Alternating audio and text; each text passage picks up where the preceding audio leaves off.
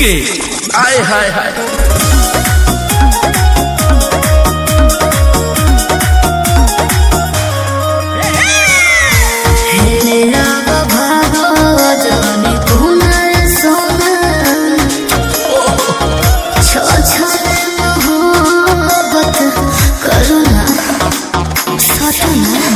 का चाहो तारू का लभकरी के सबहरी तू ढारी देबू का। अच्छा पढ़े लिखे वाला लइकन के बिगाड़ देबू का। सुनाओ क्या इच्छा से ज्यादा परीक्षा में बढ़िया पतरी कमर तोर पतरी कमर अरे छुमला पला तो मुला के डर अरे छुमला पला तो मुला के डर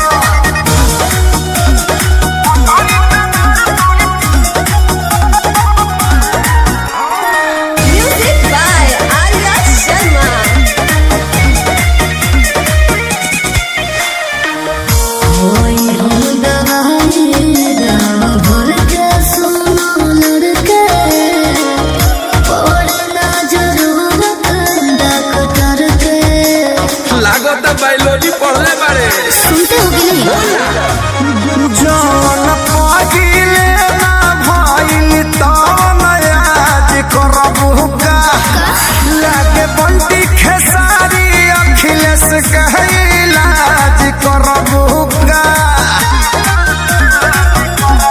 सोहम सौरभ के रखले बड़ी बना के लभा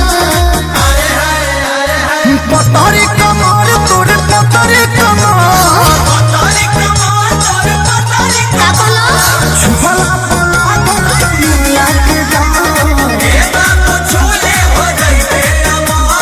छुपला पला तो मुला के डर जा तू 110 साल जियब तय खुराक दे दो।